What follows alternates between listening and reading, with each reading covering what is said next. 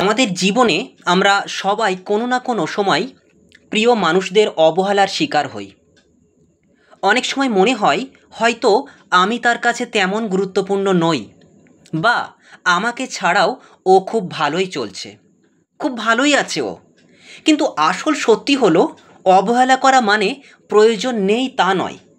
অনেক সময় মানুষ বোঝে না কার মূল্য কতটা, আর সেই ভুল বোঝাবুঝি ভাঙতে অনেক সময়ও লাগে। একদিন আসে যখন সেই অবহেলা করা মানুষটাই বুঝতে পারে, আরে, যার দিকে আমি খেয়াল দিইনি সেই তো আমার সত্যিকারের ভরসা। আর তখনই তার মধ্যে তৈরি হয় আরও বিভিন্ন রকমের অনুশোচনা। তো আজকের এই আলোচনার সেই বিষয়বস্তু নিয়ে আলোচনা করব। একটা মানুষ দিনের পর দিন তোমাকে অবহেলা করছে, ছুঁড়ে ফেলে দিচ্ছে, তোমাকে গুরুত্ব দিচ্ছে না, তোমার ভ্যালুটাকে সে বুঝতে পারছে না। তার পরবর্তীতে তোমাকে কী কী স্টেপ নিতে হবে, তোমাকে কোন পদ্ধতি ফলো করতে হবে, পুরো বিষয়টাই আমি ইন ডিটেলসে আলোচনা করছি। মানুষ জিনিসের মূল্য বোঝে না যতক্ষণ না সেটা হারিয়ে যায়। সেটা আমরা প্রত্যেকেই জানি। আমরা প্রতিদিন বাতাসে নিঃশ্বাস নিই, কিন্তু বাতাসের মূল্য তখনই বুঝি যখন সেটা আমাদের নাগালের বাইরে চলে যায়। ঠিক তেমনই সম্পর্কেও হয়। যাকে সহজলভ্য মনে হয় তাকে মানুষ গুরুত্ব দিতে চায় না, কিন্তু যখন দূরে চলে যায় তখন বোঝা যায় সেই মানুষটাই আসলে কতটা অপরিহার্য। অবহেলার পেছনে লুকিয়ে থাকে অনেক স্বার্থ বা অভ্যাস। অনেকেই ভাবে এই মানুষটা তো আছেই, তাই যত্ন নেওয়ার দরকার নেই। কিন্তু যখন অন্যরা আসলেই দূরে চলে যায়, বা নতুন কেউ এসে একইভাবে গুরুত্ব দেয় না, তখন পুরনো অবহেলিত মানুষটার কদর বেড়ে যায়। তখনই সেই অবহেলা করা মানুষটিই আবার ফিরে আসে, কারণ অভ্যাস ভাঙা যায় না। মানসিক শূন্যতা মানুষকে আবারও টেনে নিয়ে আসে।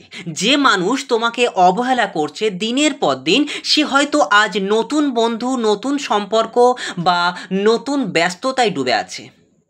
কিন্তু কিন্তু যখন একা হবে, যখন নিজের মনের কথা বলার কাউকে পাবে না, তখন তার মনে পড়বে আমার পাশে সবসময় কে ছিল।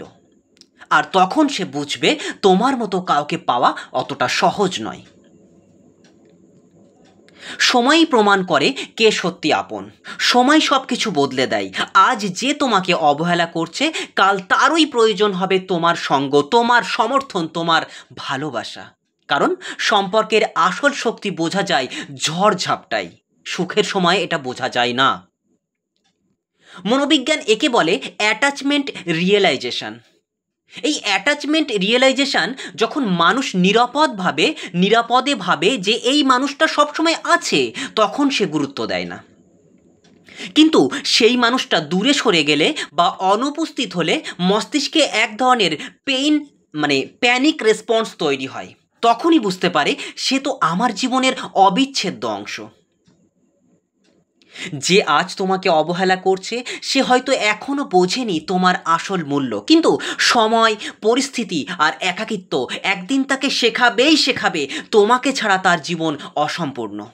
তুমি শুধু নিজের মতো থেকো, নিজের মূল্য ধরে রেখো, কারণ সত্যিকারের ভালোবাসা যতই দেরি হোক না কেন একদিন ফিরে আসবেই তোমার কাছে। আর যে মানুষটা তোমাকে ভালোই বাসেনি, তোমার মূল্যটা যে বোঝেনি, সে মানুষটা থাকার থেকে না থাকাই ভালো। কিন্তু যে সত্যি ভালোবেসেছে সে একদিন না একদিন তোমার কাছে ঠিক ফিরে আসবে। তো এখন তুমি কি করবে? তুমি প্রিয় মানুষটার কাছে এখন অবহেলিত। প্রতিদিন মনে হচ্ছে তোমার অস্তিত্ব যেন গুরুত্বহীন। অবহেলা, বঞ্চনা আর অস্বীকারের যন্ত্রণা তোমার ভিতরটাকে ভেঙে টুকরো টুকরো করে দিচ্ছে। এই অবস্থায় অধিকাংশ মানুষ একটা মারাত্মক ভুল করে। বারবার সেই মানুষটার পেছনে দৌড়ায়, বুঝিয়ে বলার চেষ্টা করে, কান্নাকাটি করে বা অনুনয় বিনয় করে। হয়তো তুমিও তা করতে পারো বা করেছো, কিন্তু এতে গুরুত্ব বাড়ে না। কোনোদিন এতে গুরুত্ব বাড়ে না, বরং আরও কমে যায়। কারণ মানুষ তখন ভাবে, আরে, এ তো আমার হাতের মুঠোয়, এটাকে তো আমি যখন খুশি অবহেলা করতে পারি, যখন খুশি একে দিয়ে যা কিছু করাতে পারি। তাই সমাধানের জন্য তোমাকে কিছু স্টেপ ফলো করতে হবে। প্রথমত, নিজের ভিতরের শক্তিটা খুঁজে বের করো। প্রথমেই মনে রাখো, তুমি কারো অবহেলার কারণে মূল্যহীন নও। নিজের ভিতরে সেই বিশ্বাসটা রাখো।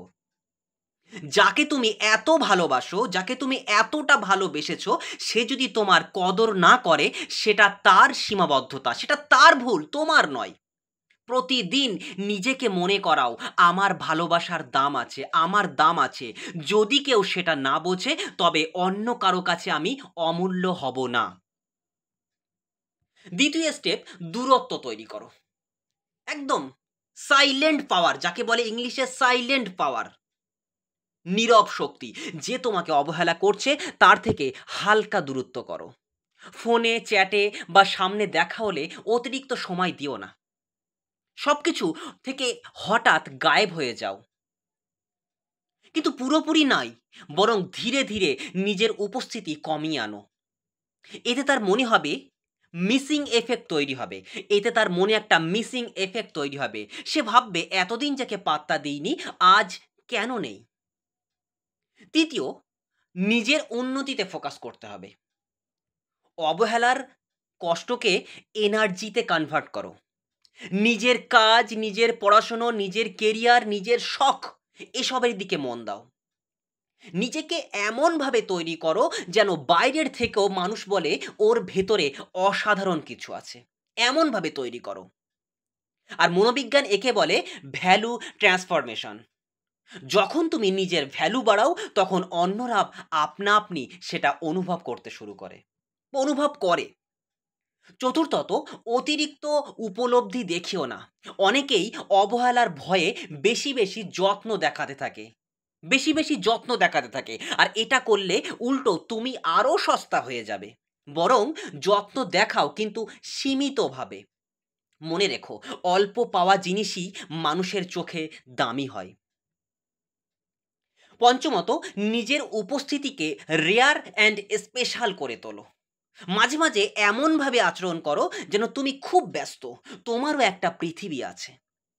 সোশ্যাল মিডিয়া, বন্ধু বান্ধব, কাজে কর্মে প্রমাণ দাও তুমি শুধু সেই মানুষটার চারপাশেই ঘুরপাক খাও না। তোমারও নিজের অস্তিত্ব আছে, নিজের কাজকর্ম আছে। যখনই সে বুঝবে তুমি তার বাইরে আরও অনেকের কাছে গুরুত্বপূর্ণ, তখনই তার চোখে তোমার দাম বাড়বে।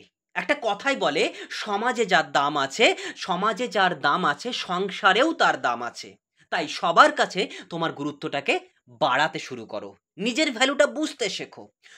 ষষ্ঠত, আবেগে ভেসে কোনো ভুল সিদ্ধান্ত নিও না। কখনোই ঝগড়া, হুমকি, ব্ল্যাকমেল বা তুমি না থাকলে আমি মরবো, এরকম সুইসাইড টাইপের কোনো কথা বলবে না, কোনো কথা বলো না। এতে সহানুভূতি নয়, বরং তার মনে বিরক্তি জন্মায়। বরং শান্ত থেকে বুঝিয়ে দাও। সাইলেন্ট পাওয়ার যেটাকে বলছিলাম আমি, বরং শান্ত থাকো, শান্ত থেকেই বুঝিয়ে দাও, আমি তোমাকে চাই, কিন্তু আমার সম্মানের চেয়ে কাউকে বড় করব না।